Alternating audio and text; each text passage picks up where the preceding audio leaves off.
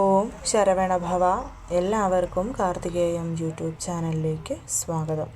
ഇന്നത്തെ വീഡിയോയിൽ നിങ്ങളുമായിട്ട് ഞാൻ പങ്കുവയ്ക്കുന്നത് ഈ ഒരു ധനുമാസത്തിൽ നമ്മൾ കൃഷ്ണ ഭഗവാന്റെ അല്ലെങ്കിൽ വിഷ്ണു ക്ഷേത്രത്തിൽ 3 പ്രാവശ്യം നടത്തേണ്ടുന്ന ഒരു വഴിപാടിനെ കുറിച്ചാണ് പറയുന്നത്. ഈ വഴിപാട് നമ്മൾ അടുപ്പിച്ച് 3 ദിവസം നടത്തണമെന്നല്ല ഇതിനർത്ഥം.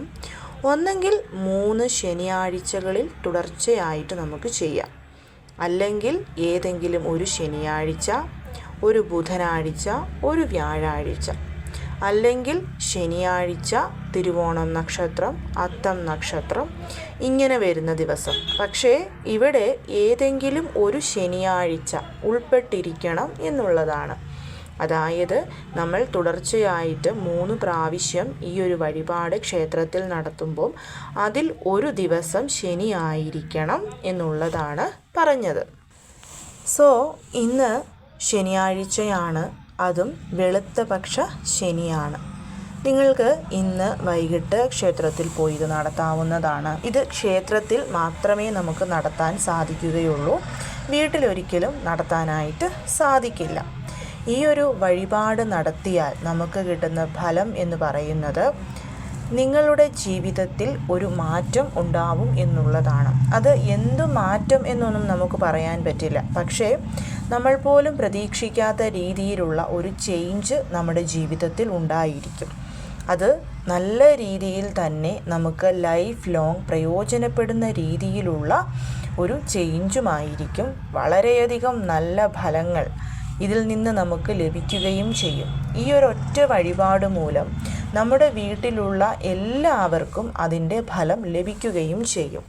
ധനുമാസത്തിൻ്റെ ഒരു പ്രത്യേകത എന്താണെന്നുള്ളത് കഴിഞ്ഞുപോയ വീഡിയോസിലൊക്കെ ഞാൻ പറഞ്ഞിട്ടുണ്ട്. അതുകൊണ്ട് തന്നെ വിശ്വാസപൂർവം നിങ്ങളിത് ചെയ്യാനായിട്ട് ശ്രമിക്കണം. അപ്പോൾ എന്താണ് ചെയ്യേണ്ടതെന്ന് വെച്ചാൽ, നിങ്ങൾ ഇന്നാണിത് തുടങ്ങുന്നതെങ്കിൽ കുളിച്ച് ശുദ്ധമായി ക്ഷേത്രത്തിൽ പോകുക. വീട്ടിൽ നിന്നും തുളസിമാല കെട്ടിക്കൊണ്ട് പോയാൽ സ്വീകരിക്കുന്ന ക്ഷേത്രമാണെന്നുണ്ടെങ്കിൽ നിങ്ങളുടെ കൈകൊണ്ട് തന്നെ തുളസി ഇലകൾ പറിച്ച് ഓം നമോ നാരായണായ മന്ത്രം ചൊല്ലി അത് നമ്മൾ കെട്ടിയെടുക്കണം. ഇനി അങ്ങനെ അല്ലെങ്കിൽ ക്ഷേത്രത്തിൽ നമുക്ക് കിട്ടും. ഞാൻ എപ്പോഴും പറയുന്നത് പോലെ കേശാദിപാദം ചൂടാൻ പറ്റുന്ന രീതിയിലുള്ള തുളസി മാലയാണെങ്കിൽ അത് വളരെയധികം ഉത്തമമായിരിക്കും. കേശാദിപാദം എന്ന് പറഞ്ഞാൽ ഭഗവാന്റെ പാദത്തിൽ മുട്ടുന്ന നീളത്തിലുള്ള തുളസി മാല. അപ്പോൾ അതാണ് നിങ്ങൾ വാങ്ങിക്കേണ്ടത്, നിങ്ങൾ സ്വന്തം കൈകൊണ്ട് കിട്ടിയാൽ കെട്ടേണ്ടത്. ഇനി ചിലപ്പോൾ ക്ഷേത്രത്തിൽ അത് കിട്ടിയില്ല എന്നുണ്ടെങ്കിൽ, അങ്ങനെ ഉണ്ടെങ്കിൽ മാത്രം ക്ഷേത്രത്തിൽ അവൈലബിൾ ആയിട്ടുള്ള ഒരെണ്ണം മേടിച്ചാൽ മതിയാവും. ഒപ്പം തന്നെ ഒരു താമര പൂവ് കൂടിയിട്ട് നമ്മൾ മേടിക്കണം. മിക്കവാറും എല്ലാ വിഷ്ണു കൃഷ്ണ സ്വാമി ക്ഷേത്രങ്ങളിലും നമുക്ക് താമരപ്പൂവ് അവൈലബിൾ ആയിരിക്കും. അതുകൊണ്ട് തന്നെ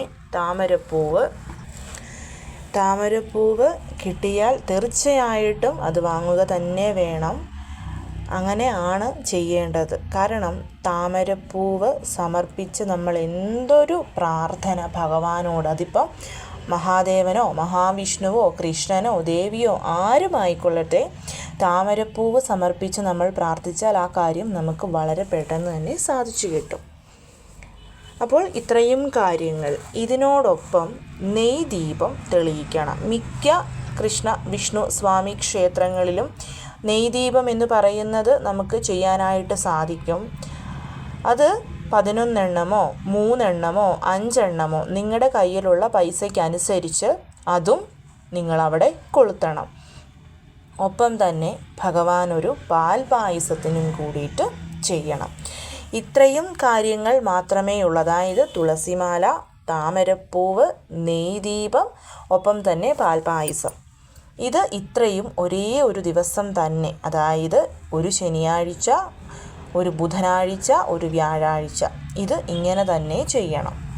ഇങ്ങനെ നമ്മളിത് ക്ഷേത്രത്തിൽ ചെയ്ത് നിങ്ങളുടെ ആഗ്രഹം, അപ്പോൾ നമ്മൾ ഈ ഒരു തുളസിമാലയും താമരപ്പൂവും ഭഗവാന് കൊടുക്കുമ്പോൾ അത് നമ്മുടെ കയ്യിൽ പിടിച്ച്, ആ താമരപ്പൂവ് കയ്യിൽ പിടിച്ചിട്ട് ഓം നമോ ഭഗവതേ വാസുദേവായ എന്നുള്ള മന്ത്രം ഒരു 3 പ്രാവശ്യം നമ്മൾ ജപിച്ചിട്ട് നിങ്ങളുടെ ആഗ്രഹം അതെന്താണോ അത് സാധിച്ചു തരണമെന്ന് ഭഗവാനോട് പ്രാർത്ഥിച്ചിട്ട് വേണം നമ്മൾ ആ താമരപ്പൂവ് ക്ഷേത്രത്തിൽ സമർപ്പിക്കാൻ വേണ്ടിയിട്ട്.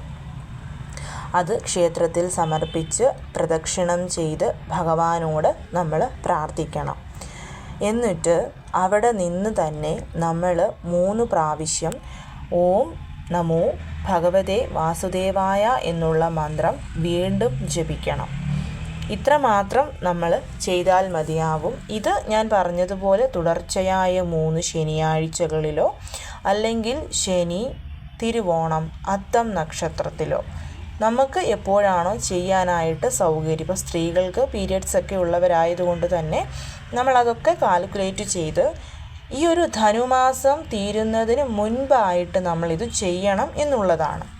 അത് ചെയ്ത് നമ്മുടെ പ്രാർത്ഥന ഭഗവാനോട് പറഞ്ഞാൽ തീർച്ചയായിട്ടും ധനുമാസം തീരുന്നതിന് മുൻപ് തന്നെ നമുക്ക് ആ ഒരാഗ്രഹം സാധിച്ചു കിട്ടിയിരിക്കും. ഒപ്പം തന്നെ നിങ്ങൾക്ക് ചെയ്യാൻ പറ്റുന്ന മറ്റൊരു കാര്യം എന്ന് പറയുന്നത്, ഈ വഴിപാടുകൾ നമ്മൾ എന്നൊക്കെയാണോ ചെയ്യുന്നത് ആ ദിവസങ്ങളിൽ നിങ്ങളുടെ വീട്ടിൽ ഭഗവാൻ വെങ്കടേശ്വരൻ്റെയോ മഹാവിഷ്ണുവിൻ്റെയോ കൃഷ്ണൻ്റെയോ ഒക്കെ ഫോട്ടോയോ വിഗ്രഹങ്ങളൊക്കെ ഉണ്ടാവും. അതിനു മുൻപിൽ ഒരു നെയ്ദീപം തെളിയിച്ചു വെച്ചിട്ട് ഓം നമോ നാരായണായ എന്നുള്ള മന്ത്രം 108 പ്രാവശ്യം ജപിക്കുകയും ചെയ്യാം.